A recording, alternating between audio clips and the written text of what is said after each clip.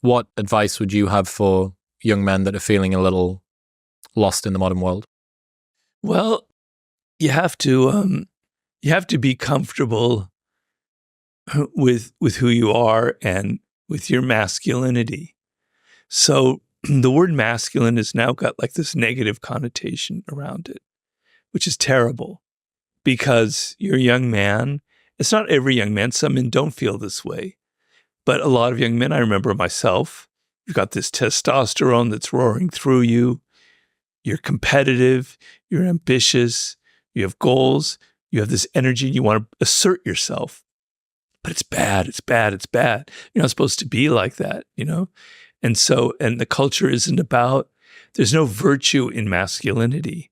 Okay, there is such a thing as toxic masculinity, most definitely. But there are virtues in being masculine, and have to be redefined. And we have to have icons and role models for that. And so when I was growing up, oh God, I hated that when people said that when I was a kid. So I know you're going to hate me, but I'll say that anyway. I can't help it because it's true. When I was growing up, you know, I watched like a lot of Westerns, you know, it was the silent hero kind of thing, the Gary Cooper thing. But my idea of masculinity growing up was a man who was in control of himself, who wasn't mean, wasn't pushing people around, who was decent, who treated women well. So treating women well is a masculine virtue, is a good thing. It comes from a position of strength. You're not insecure about your masculinity. You don't have to prove that you're a man by demeaning women, by pushing them around, by calling them whores and bitches, etc. You don't have to take the Andrew Tate path in life. You can respect women, and respecting them is a sign of your strength, is a sign of being secure in your masculinity. You don't need to put other people down to make yourself feel better. Okay, so we have to redefine these qualities, but there are no icons like out there. You either have the Andrew Tates out of there, or you have these wimpy men who are just so afraid of being masculine. Okay, your aggression, your assertiveness, your testosterone, it's a good thing. It's how things get done. It's what energizes you, what puts you in the world. What makes you ambitious. What makes you assert yourself and motivate yourself. It has to be channeled. It has to be disciplined. But you have to see, you know, we were talking about our people-pleasing things and how you reframe it. You have to see who you are and see the virtue in it and see the power in that. And it's a cultural problem because men are very confused. I didn't have that confusion when I was growing up. You know, so now it's very difficult because you're being told that all these things that you feel naturally are negative. They're only negative if you can't control them. So self-control is a very masculine quality. You're able to control yourself. You're able to control your passions. You're able to not talk too much if you don't need to talk too much. I'm not saying that women don't have, that the opposite is wrong. These are things that men naturally have because of their biology. And I'm sorry, I do believe in these things. But they're good. They're just how you use them that can be bad.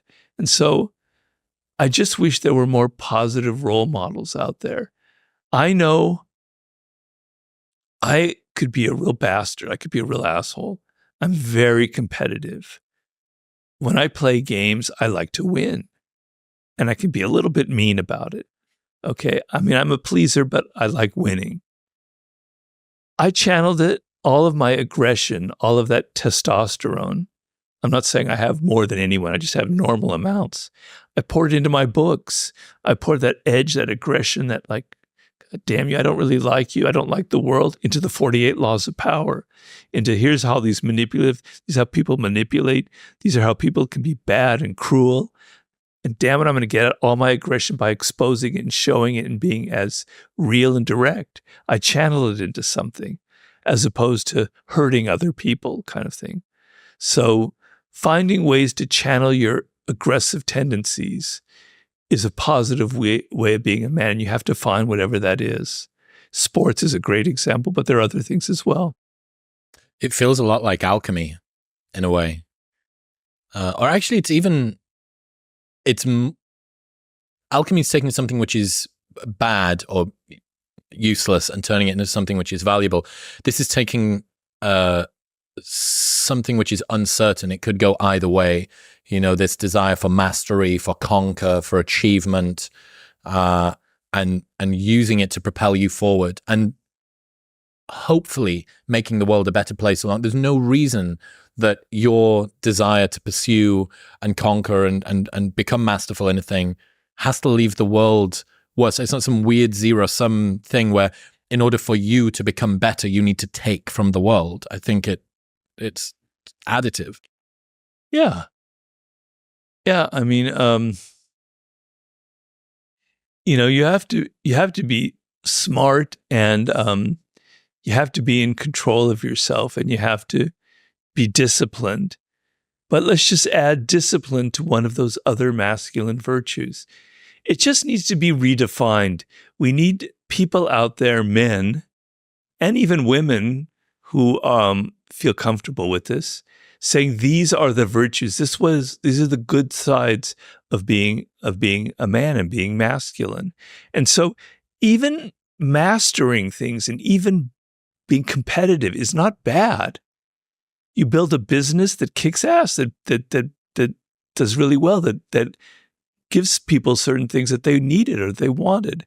So it's just a matter of how you channel that energy and how you control it. And what the virtues are is self-control, not feeling like you have to put people down in order to raise yourself up, feeling confident, not having to boast. A terrible toxic masculinity quality is boasting and saying, look how much money I have, look how much women I've slept with, look at all this other thing. You're just talking. It's just a lot of hot air. That's not strong. That's actually weak. So many powerful qualities actually come from a position of great weakness and insecurity. When I look at leaders who are always like boasting and talking about, how the great things that they've done, I see a little insecure, little weak child having to say these things, right? So it just depends on whether it comes from something solid and strong, or it comes from massive wells of insecurity. I tell people that don't judge people as far as who are you going to let into your life. Don't be deceived by the appearances. Don't judge people based on their intelligence, on their charm, on whether they're good or bad, etc. Judge them on their character, whether they have a weak or a strong character. When I lived in the monastery, the highest quality or character trait that was considered the epitome of internal emotional evolution was humility. And so when you met someone who was humble and you met someone who didn't have false ego, they were considered of high character. And we were trained in order to understand that. But in the modern world, that isn't how the material world works. We're almost attracted to people who can come off arrogant and showboaty. And even if we sense we don't like that, we still believe that person has power. And so what are things that we have to look out for? Well, also there are people who appear to be humble, but they're not really humble. Agreed. There's a lot of people now who feign humility because it's seen as a positive trait. Yes. So humans are born actors, and you have to kind of look behind the mask. So I tell people, I view it as strong or weak character. A strong character is a person who can take criticism, right? Who can work with other people, right? Who can deal with stressful situations, who can handle responsibility. And if there's something goes wrong, they take, I'm to blame for it. They don't look at other people. There's somebody you can rely on. You lean on them, and there's something there to lean on. You can rely on them in situations. A weak character is somebody who cannot take criticism. That is probably the number one characteristic, the worst trait, I think, in people, and a definite trait of negativity, is somebody who can't take any kind of criticism, right? They're so defensive. So that means they can get away with anything. They can say anything they want, and there's just like a wall, a shell around them. Right? So the ability in a work situation, in a relationship, to take criticism and be able to use it constructively is an incredibly useful and powerful trait to me that reveals strong character. How people handle stress is a really good sign of their character. So in a work situation, people are good at faking it and pretending that they're very strong. But when it gets really stressful and there's a lot of pressure on it, the mask falls off and they reveal that they can't handle it. They're too weak. They're reacting to everything. They can't get out of the moment. They're so impatient, and fragile. And so the ability to handle stress shows that somebody has something strong inside of them, right? Mm-hmm. How they handle power, right? So when people are kind of climbing up the ladder in a group or in a job, they generally try and pretend like they're with the group. But once they have power, that all falls off, and they can become abusive, and they feel like they can get away with any things that they couldn't get away with before. They treat people below them miserably, etc. So when people have power, how do they handle it? Are they responsible? Do they suddenly become somebody different, or do they maintain the character that they had beforehand, right? What kind of partners do they choose? Do they choose a spouse, a husband, a girlfriend, etc., somebody that they can push around, somebody that's inferior to them so that they can feel better about themselves? How do they look when they're playing like a game or they're in outdoor activities or something that has nothing to do with work? Are they so competitive they have to win at everything, even when it's like outside of that kind of environment, These are kind of traits that help me sort of judge a person's character. Yeah, so getting back to my studies of the ancient world, which is main part of me, one thing that always excited me was this concept of the ancient Greeks, that more harm is caused in this world by stupid, incompetent people than by evil people, right? And there's a word in Greek called phronesis, which is a form of wisdom, to use your title here, but it's a form of practical wisdom to be able to get things done, to navigate through life, navigate through people, to be balanced and get things done. Okay? So what makes people stupid, and right now we have a lot of stupid people in this world. There always have been stupid people, but because there are more people on the planet, exponentially, there are more stupid people on the planet. What makes people stupid, and I'm sorry, I'm just going to tell it like it is their certainty that they have all the answers. This is what's going on with our government. This is what's wrong, with this or that. This is what people should be like, blah, blah, blah, blah, blah. So you're narrowing your focus to this little tiny little rail, something that you heard from somebody else. It's not even your own stupid idea. You've absorbed it on the internet, whatever, and you're going down on this kind of monorail path. Meanwhile, the world is all around you, and you're just going like zoom like that because you're so certain you have the answer. And when you have leaders, this is to get back to the Greek thing, when you have leaders who are so certain, they enter a country into a war that they haven't been thought out of, because and so the paradigm in ancient culture was the Peloponnesian War between Athens and Sparta, the war that ended up kind of being the end of Athenian democracy and of their golden era, right? And it was the idea, and Thucydides, one of the greatest writers who ever lived, wrote the history of the Peloponnesian War, living at that time. He was saying that the leaders thought, oh, this will be so easy. And think of all the great things when we go and we take Sicily and we conquer that, the whole world and the Sparta will be destroyed, right? It wasn't thought through. They were so certain of the answer that they didn't think of the parameters, right? They didn't think really on a grand strategic level. So people who are certain of things are very stupid. And when they have power, they're very, very dangerous. I'm not saying evil people aren't dangerous, but incompetent, stupid people who are so certain, who haven't thought things through, are just as dangerous as evil people. I think there's far more stupid people than there are evil people as well. Probably, yeah. Yeah. It's very interesting to think about where the Venn diagram intersects for people who are always cynical and people who always have the right answer or who always know. They go hand in hand. Correct. They totally overlap. Yeah. Correct. Yeah. So one of your fellow countrymen from 200 years ago, exactly 200 years ago, a gentleman named John Keats, a poet, came up with a concept called negative capability. And negative capability, he wanted to answer the question was, why is Shakespeare another one of your countrymen? Why was Shakespeare so brilliant? Well, his characters were so realistic because he made them as real human beings. And what he could do was, they weren't stick figures. Shakespeare could think of a person and entertain two things about them at the same time.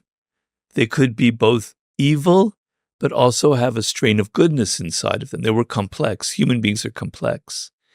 A negative capability is the essence of being creative.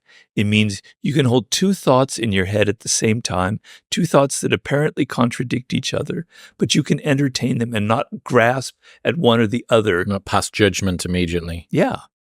So you're kind of able to deal with ambiguity, and you're able to say, life isn't that, it isn't that. It's kind of both at the same time. That is creativity. That is real thinking. You know? I mean, I could go on and on about my ideas about live ideas and dead ideas, but this is real live thinking. I have been playing with an idea that's basically the same thing, just repurposed with a silly meme from me, which is a cognitive superposition. So like how in physics. In physics. Yes. And then when you decide, you collapse the superposition down. Yeah. But that I try to, think in superpositions as much as possible. There's a very good book written about like that. It's not perfect. It's a pretty good book called The Possibility Principle. You can look that up. He tries to apply those kind of ideas in physics to day-to-day life and psychology. It is interesting. It's worth looking at. So much depends on reputation. Reputation is the cornerstone of power. Through reputation alone, you can intimidate and win. Once it slips, however, you are vulnerable and will be attacked on all sides. Never let others define it for you. Yeah. So when I wrote the 48 Laws of Power, I have somebody through my whole life loves playing games. I don't mean that in the abstract sense. I mean literally, like chess, backgammon, sports, poker, whatever. And I like the cleanness of a game. It's like you do this and you can win, etc. But there's also a psychological element in it. So particularly when you're playing poker and you're bluffing and I was always fascinated by this. It's a game of chance. You don't really know what cards you're going to get. But that fellow over there, he's been bluffing. He bluffed before. I'm sure he did. He's going to do it again. Right? So the psychology starts entering into the picture in a game of chance. It's not a game of chance. There's certainly skill involved, but a lot of it's chance. And because he bluffed before and he's got that look in his eye, it could be a woman, I don't mean to generalize. All right, I'm going to fold. Okay.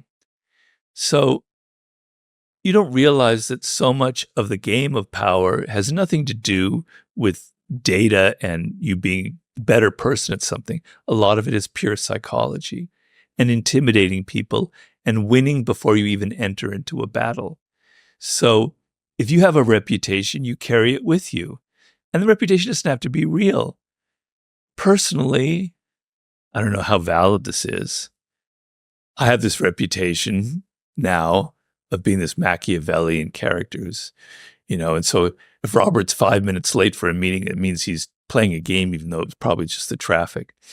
But my reputation now kind of put people a little bit on their heels, where it's not necessarily true about me, but it kind of goes ahead of me and it influences. Reputation precedes you. Yeah. And so it's an extra form of power. So the idea the overall arching idea to pull us out of the specific is power is pure psychology. Pure psychology. And what I mean by that is the CEO of a company, he doesn't get there based on, it's not like baseball, whereas balls and stars, soccer. I'm sorry, you probably don't understand, probably even know. I'm a Ranger. I'm a Texas Rangers fan. I'll have you know. Oh, okay. All right.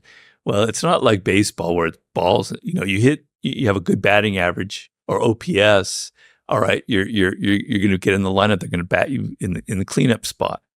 Okay, life isn't like that. So the way somebody rises to the CEO, and I know because I was on the board of directors of a publicly traded company, is not about metrics. It's not about things that they've actually done. It's about psychology, right? People rise to positions of power because they know how to play the game, and they know how to play the game of psychology. They know how to appear. They know how to play the optics. They know how to intimidate. They know how to say less than necessary. They know all the psychological little gambits. And that's why I wrote the 48 Laws of Power. It's kind of like, this is the game of life, the game of power. The rules are a little bit nebulous, but here's how you play. You play by mastering these little psychological bits. One of them is your reputation. I'm fascinated by reputation and credibility, especially given what I do now. But my previous life, I was a club promoter. You were a what? Club promoter. I ran nightclubs for a very long time. Club promoter. What do we call that here? Club. It would just be a promoter. It's called. So marketing for nightclubs, essentially. The guy stood on the front door with the guest list and the bands for VIP and all of the hot girls' names. And then after a while, we owned a group of guys that did that. And then we owned a group of guys that owned and you start to build up this company. And in that, every single nightclub that you've ever been to is the same thing. It's people getting drunk in a room to music. It'll never be anything else. You can dress this one up pink and give out inflatable flamingos on the door, or this one's really cheap, or this one's on a Wednesday and it's sort of naughty that you shouldn't be going out on a Wednesday. Dress it up however you want. It's people getting drunk in a room to music. That's all it's ever going to be. And what I realized from doing that was the power of reputation. Now, this isn't the reputation of a person, it's the reputation of a brand. But if your company is known for always putting on good parties, then you get to benefit from that. And what happens is, when you have a reputation for putting on good parties, more people come, which so you makes have your better parties good. Yep, correct. Of So this is this sort of odd, and this is the really important point. Never let others define it for you. And when you are vulnerable, you will be attacked on all sides, because as it's going up, it precedes you. It continues to do work for you, exponentially growing and growing. But when you're starting to go down, even your best work will sometimes be derogated to be worse than it is. So you have done something that is good, but because of your reputation, you're a liar, you're a phony, you're a grifter, you're a shill, you're a fake. That's right. Yeah, credibility is the one thing that you should never sell, because you cannot buy it back. There is no return policy on your credibility. And people are so, getting back to the word stupid, I mean, it's a theme today. They post things on social media when they're young, not realizing that 5 years later, when they're trying to get a job at a law firm, they're like, sure, they're doing incredibly ridiculous things on Instagram, and that's part of their reputation. Everything you do is reflected through the social world, right? Nothing is in isolation. People are continually judging you. So you have to be aware. You have to think before you post. You have to think, how are people going to take this? If I say this stupid, rude thing that comes right out of me because I don't control my tongue, it's going to ruin one false step will ruin your reputation. There's a British MP who is on the receiving end of a tweet from 2009, which has come back around. I think I read about this. What was that? You get these Estonian retards out of my house right now. So I don't mean to laugh, but that's terrible. Estonians are very smart people. Get these Estonian retards out of my house right now, or I want these, whatever. And she's had to do this groveling apology. Oh, God. But I mean, when did Twitter start? Probably 2008 or so. This is, it's early. Yeah. This is the equivalent of the Big Bang. This is the, whatever it is, microwave cosmic background of tweets. And I just love that. I really think that the reputation point can't be overstated. And, I've got to see in this industry as well, both whether it's authors, podcasters, YouTube, there are some people who have traded reputation and credibility for money, or for short-term trades that didn't make sense and they've not ended up coming off in one form or another. They've tried to cash it in. Like, give me an example. Like going to Spotify and... No, not that. To not name names. No, not that. Interestingly, with Joe's move to Spotify, that was something that he got an awful lot of credibility for. And that's one of the interesting things.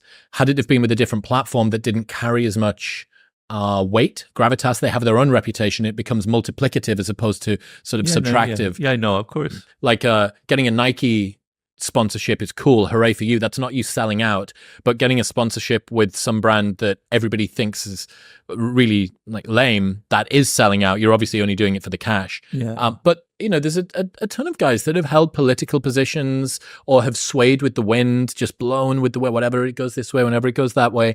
And the interesting thing is, even if they've made a ton of money from it, even if it's been advantageous in one domain, I actually think that if you gave them the opportunity, they would give all of it back and some to be able to regain their reputation. I think they would give anything they could to be back in the cool kids club.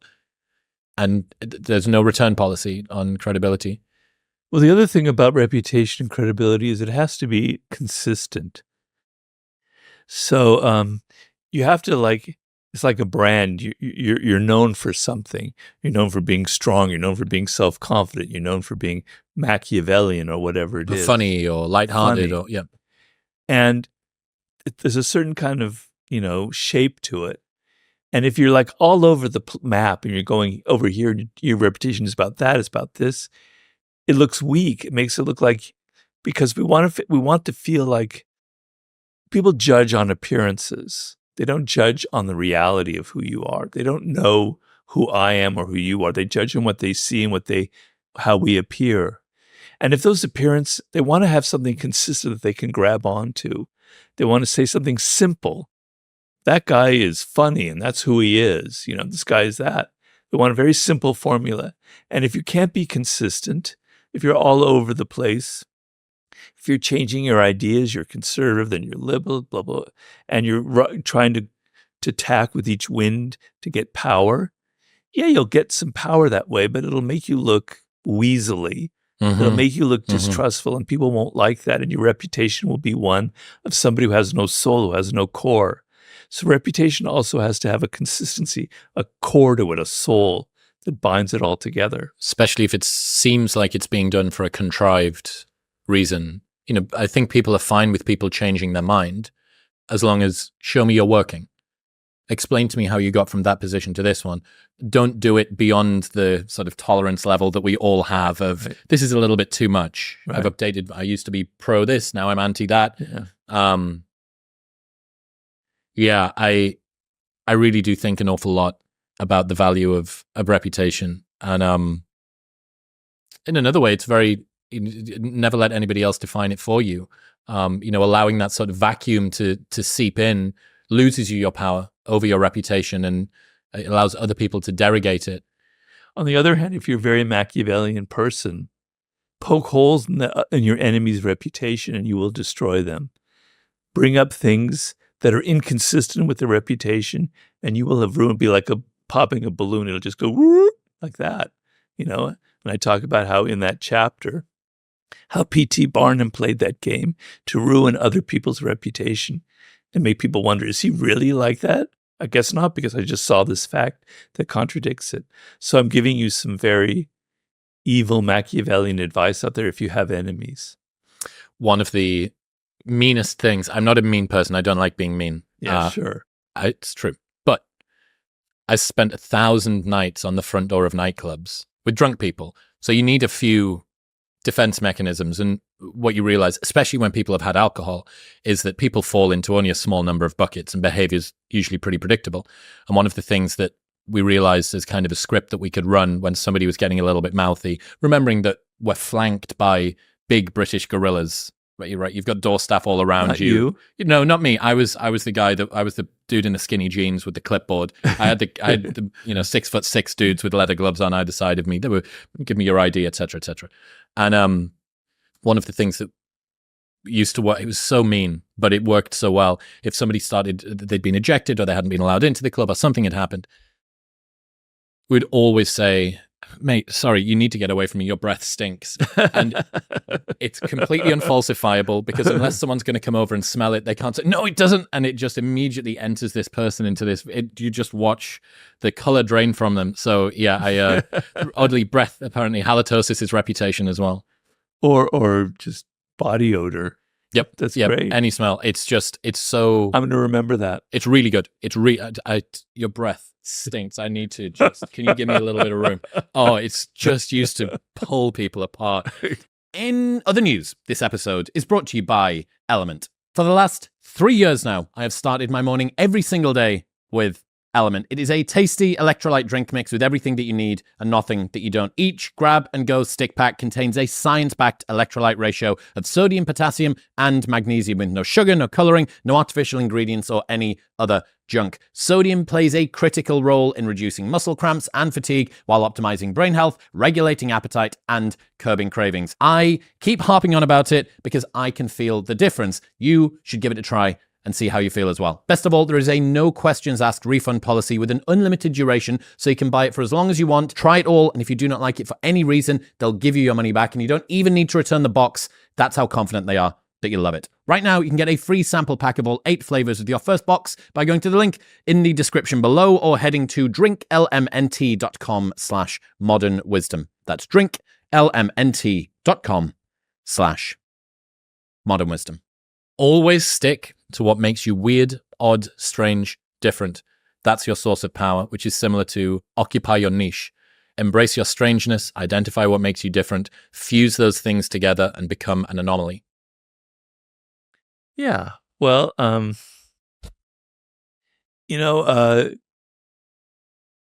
this world, if you're replaceable, you will be replaced. Right? So if in your job, you're in your 20s and you're doing something that other people could do, by the time you become 28, they can hire somebody 24 when they hired you, but for less money, they will do that right away. It's a brutal world. So if you're replaceable, you will be replaced. So the only defense against that is to be irreplaceable in this world. And the good news is that you are at your core irreplaceable. There is something strange and weird about you. Once again, I hate to say it, but it's a chapter that I'm writing right now for my Sublime book. Okay, and I explain in Mastery where that comes from biologically, your DNA, how you are marked as a unique individual at birth, the combination of variants in your chromosomes. It's mathematically impossible for it to ever be replicated.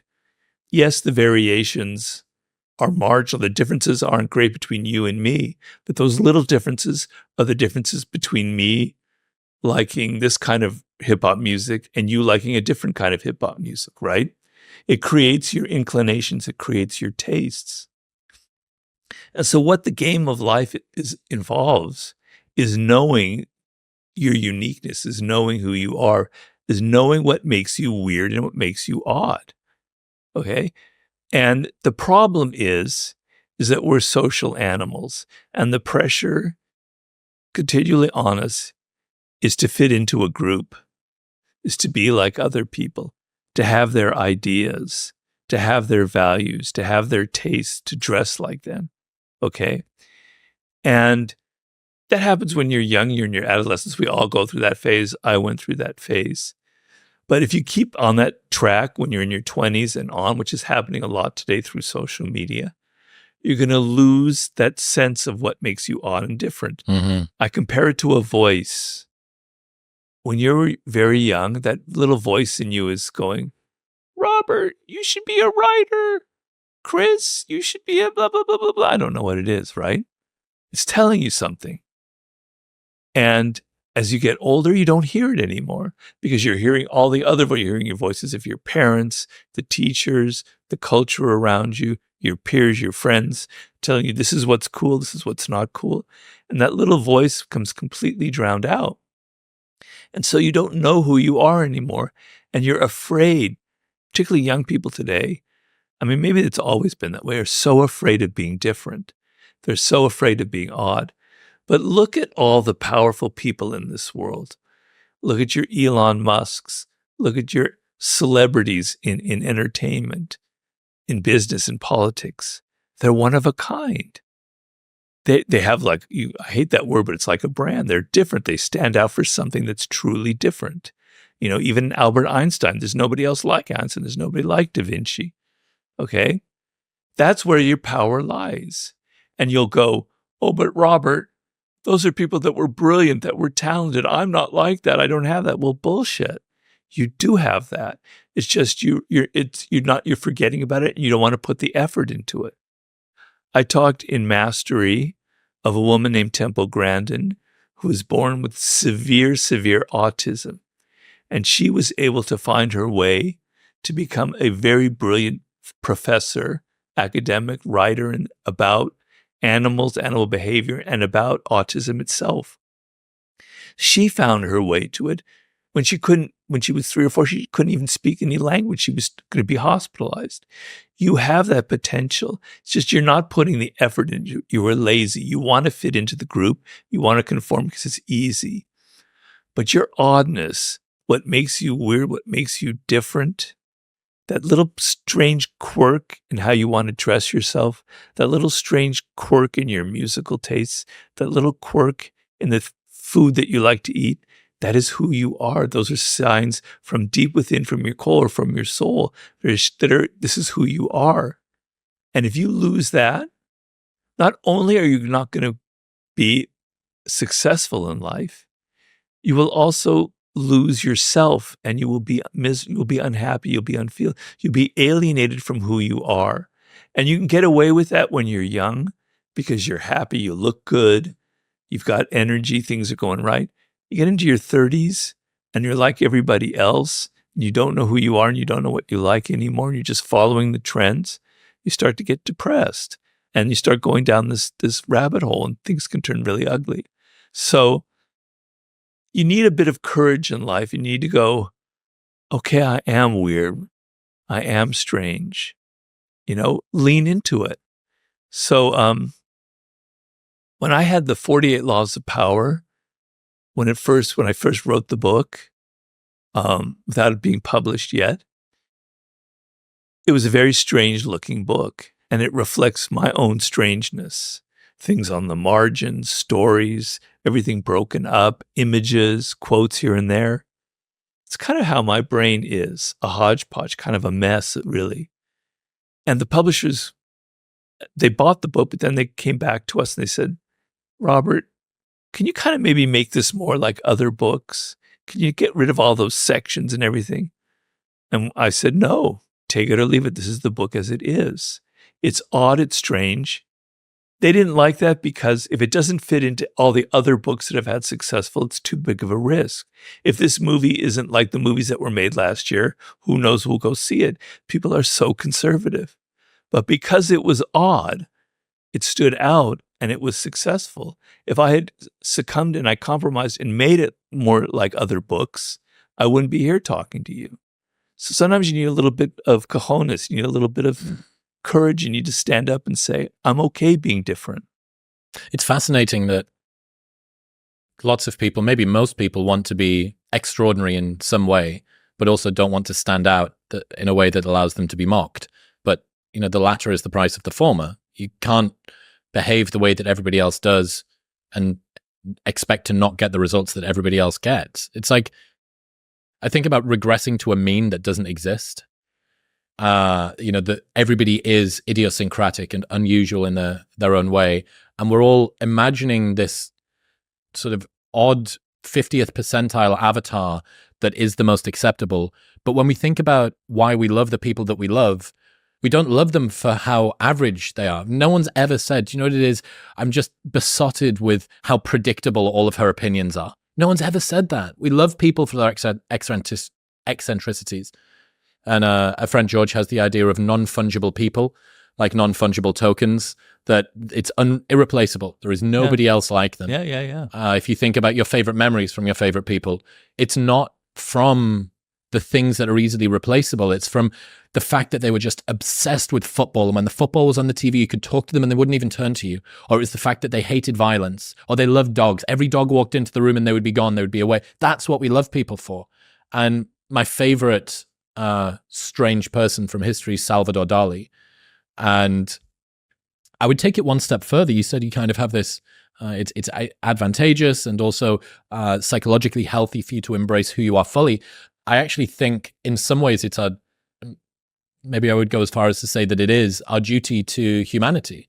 I think it's our duty to embrace the things that only you can do.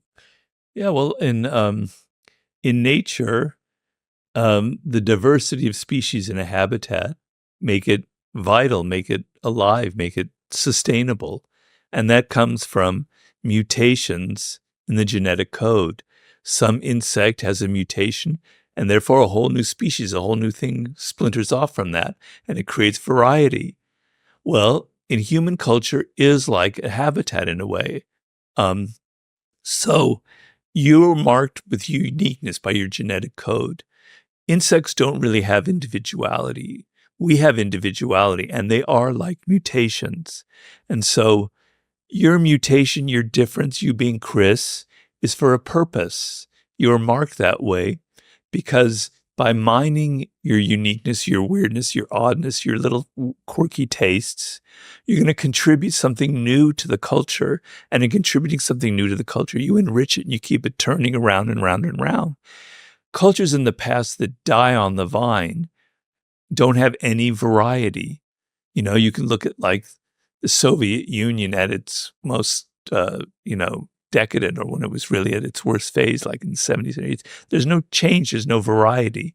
Early on, there was all sorts of weird different voices. They ended up getting imprisoned and murdered. Okay. But a culture has to have variety. It has to have a diversity of voices. Like a gene pool or an immune system. Yeah.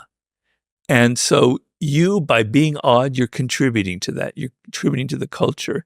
By not doing that, you're not contributing at all. And it's a real waste of what nature gave you. I always think, again, about Dali. I spent quite a bit of time researching him, and I think as brilliant as they were, Michelangelo didn't do Dali. Da Vinci didn't do Dali. In fact, there's that famous job application that Da Vinci sends, I think, to the King of Italy.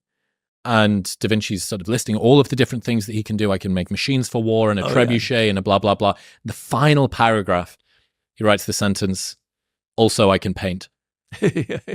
I always think about also I can paint. Yeah. What is the also I can paint that I don't see in myself? What are the things that my friends really value? Perfect example, the guy that I was talking about earlier on, George. I've been learning a little bit about myself, and I discovered over the last year that I'm a people pleaser in some regard. And I was lamenting this to him over Christmas as we were driving to go and get food. And I sort of brought up something I'd done with him, which was sort of being overly cautious that I would have done something that would have annoyed him or stepped on his toes in some manner. And he said, I just want to sort of stop you there because I'm aware that to you, you've been able to frame that as people-pleasing in this thing that is malignant and you want to get rid of. But to me, that's you thinking about me first, which is actually one of the things that makes me love you as a friend. So be very careful sort of labeling areas, creating an unnecessary value judgment. And I think getting another perspective, and that really gave me pause. I just thought, yeah, I'm so agreeable with all of these things, and I hate disappointing people, and I think that other people's emotional states are my responsibility, and so on and so forth. And then I bring it up to a friend, and he says, yeah, that's why I love you. Yeah. And it was interesting. Yeah, I mean, it's good to have a little bit of control over something. So if in certain situations, sometimes it's good to be able to not be so pleasing, because I'm a people pleaser too. It's my nature, so I understand that. And sometimes you have the feeling that it's not coming from the right place. Correct. You're not choosing to, you're obligated to by your nature. And you're feeling a little bit of fear involved in it. Yep. Fear of displeasing, a fear of rejection, a fear of being different. And it probably goes back to childhood and to my parents, who probably have similar parental dynamics. But what's good about what you're saying is, and I completely agree, and I wrote about this, I think, in Human Nature, is that you have this quality. You can't really control it. It's who you are. You know, it's either genetic or it comes from those first couple of years with your mother or father. So make it work for you. Find the way that it's a strength and see it as a strength and use it, and don't have second thoughts about it. Use it for power, right? And don't be so conflicted about it. It's all how you look at it. And there's a reason why you're a people pleaser. And you can, if you weren't a people pleaser, you wouldn't be doing podcasting. To be this asshole, I would never have agreed to be on your podcast, right? So it's just that in moments you wish you could control it a little. It's kind of like the grass is greener thing that we were talking about before we got started. You know, this assumption that the thing you don't have is more valuable than the one that you do, or that things would be fixed if only you could have that. But what else comes along for the ride? You know, if you got rid of your people-pleasing nature, what are the little parasites that your lack of people-pleasingness would also have attached to it? Are you sure? Are you really sure that that's the thing that you want? Exactly. Yeah. Well, that's where it comes down to knowing yourself and knowing what makes you different, and knowing these are things you can't really change. So my wanting to be a writer, or Tiger Woods wanting to be a golfer when he's like 2 years old, there's probably some genetic component in it. And maybe there's some early bonding, but there's probably a genetic component to it. You can't control it. It's who you are. And maybe that you can't control it is a good thing. And maybe it's there for a reason. And maybe if you wanted to do something else, it wouldn't work out. So my knowing that I wanted to be a writer instead of, you know, a businessman or a lawyer like my parents wanted to be probably saved my life, to be honest with you. So knowing what makes you different is kind of going to guide you past these dangerous moments in life, and make you want to change who you are, because you feel pressure, social pressure, to change who you are. Yeah. To regress to this imaginary mean.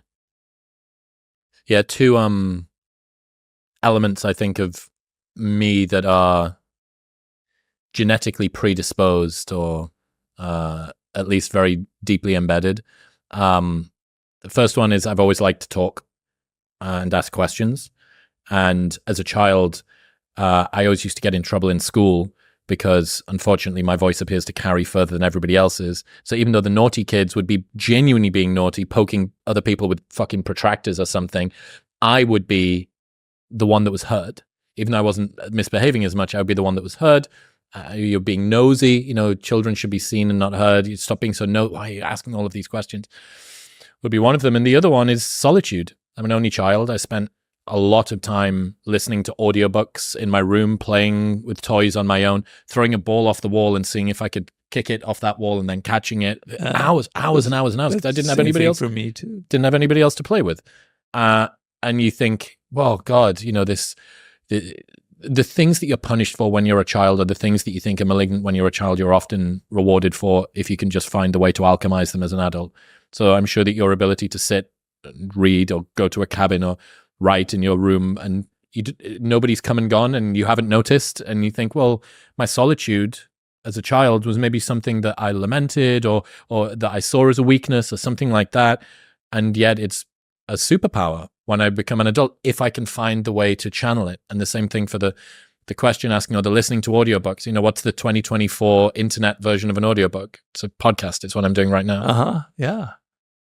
Yeah. You know, it really just comes down to being aware of who you are, what makes you different, and being comfortable with it. And so you're going to have moments where you're not comfortable with it, and you want to conform, and you want to be like other people.